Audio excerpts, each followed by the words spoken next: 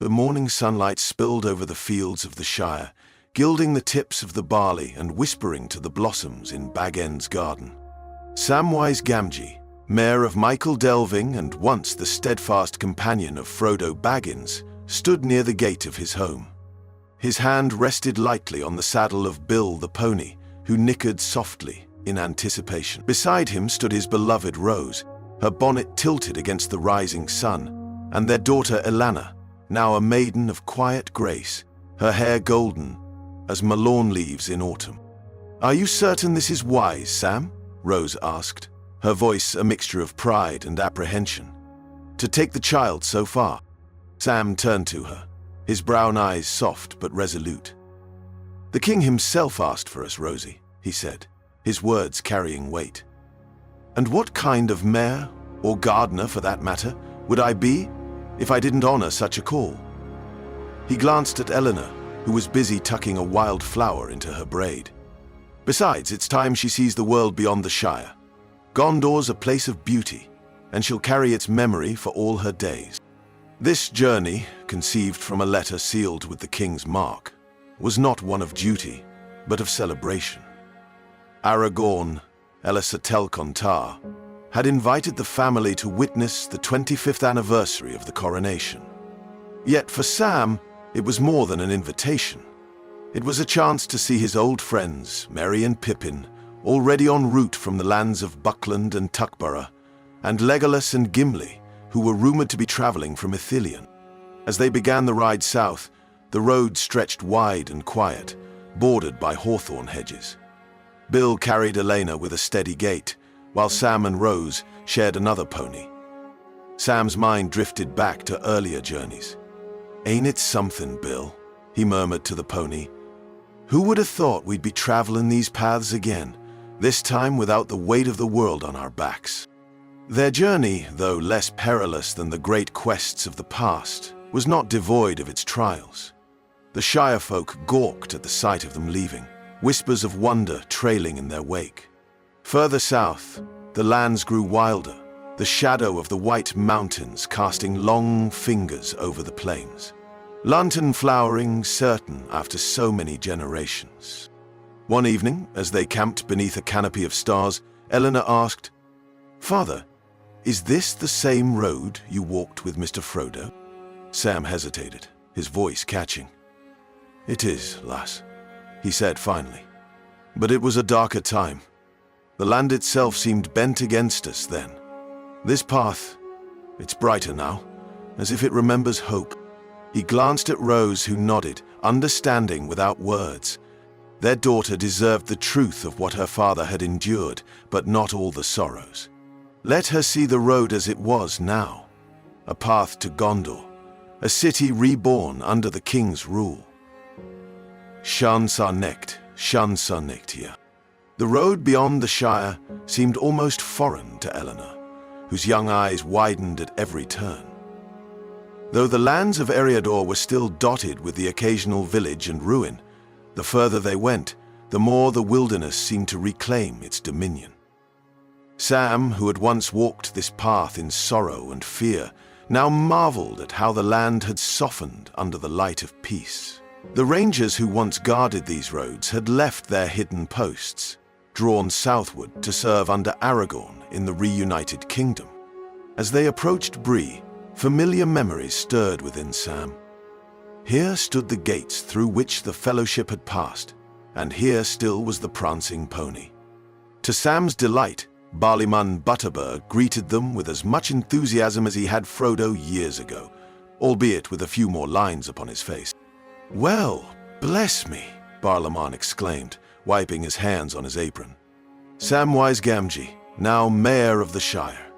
And your family too. Come in, come in. You've made this old innkeeper's day." That evening, as the fire crackled in the common room, Sam found himself recounting old tales for Elanor. "This very inn," he said, gesturing with his mug, "was where I met Strider. King Elisar, as he is now.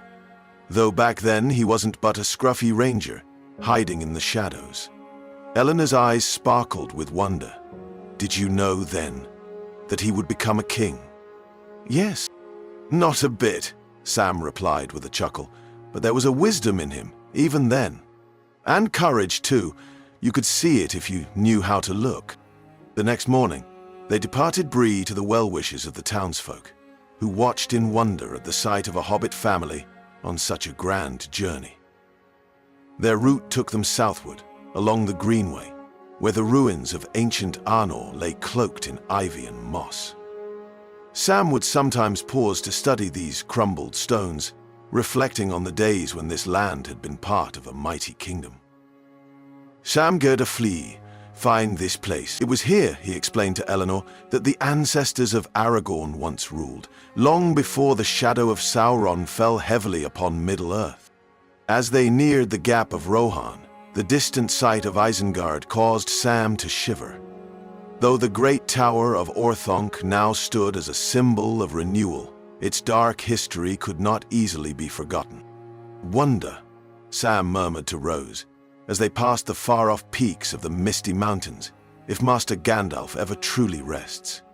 Seems to me he's always somewhere, watching over us. The days stretched into weeks as they crossed the borders into Gondor. Rose, ever the practical one, ensured their provisions were carefully managed, while Sam entertained Elanor with songs of the Shire. Yet, even Sam found himself unprepared for the first sight of Minas Tirith, shimmering like a jewel against the blue horizon. Elanor gasped. "It's as if a star fell to the earth," she whispered. Sam could only nod, overwhelmed by the beauty of the White City. The city rose before them, a fortress of dazzling white stone, crowned by the gleaming tower of Ecdelion. Sam felt his throat tighten.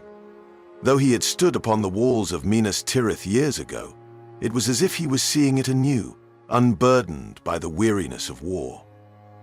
Eleanor's wonder matched his own, her gaze drawn upward as she clutched the reins of Bill. Even Rose, who rarely indulged in awe, seemed humbled by the sight. The king's banners, bearing the white tree of Gondor and the 7 stars, fluttered in the wind. Their approach did not go unnoticed, for the guards at the great gate stepped forward, their armor glinting in the sun. One among them, clad in finer mail, stepped forward and saluted. "You are Samwise Gamgee, ring-bearer and mayor of the Shire," he said, bowing low. "The king has awaited your coming. He bids you enter as friends and guests of honor." Sam flushed at the mention of ring-bearer, a title he never sought nor wished to claim. Still, he inclined his head politely and said, "Thank you kindly, sir. We are grateful for the king's welcome." As they passed through the gate and into the city, Elanor let out a soft gasp. The streets were alive with life. Vendors hawked their wares, children laughed as they chased one another, and the air carried the mingled scents of bread, herbs, and flowering gardens. Yet the architecture held her most captive. High towers and arched windows, adorned with intricate carvings, each detail speaking of an age-old wisdom and beauty. At the king's house, Aragorn himself awaited them. He stood tall and noble, clad in simple yet regal garb. His face lit with warmth as they approached, and he opened his arms. "Samwise!" he called, his voice rich with joy. "And Rose! And this must be Elanor, your daughter." Sam dismounted and bowed deeply, but Aragorn stepped forward and raised him by the shoulders. "There will be none of that, old friend," the king said with a smile. "Not from you." Aragorn knelt to Eleanor's level, studying her with a gentle expression. "You have your father's courage, I see," he said, "and your mother's strength. Welcome, Elanor, to Gondor." Elanor, who was rarely shy, blushed furiously, but managed to curtsy. "Thank you, my lord," she said softly. Rose, ever watchful, stepped forward. "Your hospitality is much appreciated, my lord," she said. "But if I may speak plain, this one's still young and unused to grandeur. It'll be the simpler comforts that ease her best." Aragorn laughed heartily. "Spoken like a true mistress of the Shire," he said. "Fear not, Rose. We'll make your stay as comfortable as your own hearth." Over the next few days, the family was given rooms with views of the Anduin. Sam found himself wandering the city, marveling at its splendor. Yet it was the evenings he cherished most, as they dined with Aragorn and Alwyn in the royal hall. Aragorn's laughter mingled with Pippin's jests, Merry's tales, and Gimli's gruff humor, while Elanor sat wide-eyed, soaking in the fellowship. The feast on the final night of the celebrations was a splendor unlike any Elanor had ever seen. Tables stretched down the length of the great hall, laden with foods she could scarcely name. Roasted game, silver platters of glistening fruits, breads shaped like crowns, and golden mead that glimmered in the candlelight. Musicians played lilting tunes from the balconies above, and the hall echoed with the hum of conversation and laughter. The floor was littered with pearls and myrrh, and the hall echoed with the hum of conversation and laughter. Sam sat near the head of the table, beside Aragorn himself, who leaned back with a relaxed smile. Across from him was Arwen, her beauty a living memory of the elder days, her kind eyes often settling on Elanor with an almost maternal warmth. "Sam," Aragorn said, his voice quiet enough to be heard only by those closest. "Do you still feel it? The pull of the road? Or has the Shire healed you of that longing?" Sam thought for a moment, the candlelight catching the glint of the mithril chain he still wore beneath his clothes. "The road does call now and again," he admitted. "But it's a softer call, like an old friend knocking.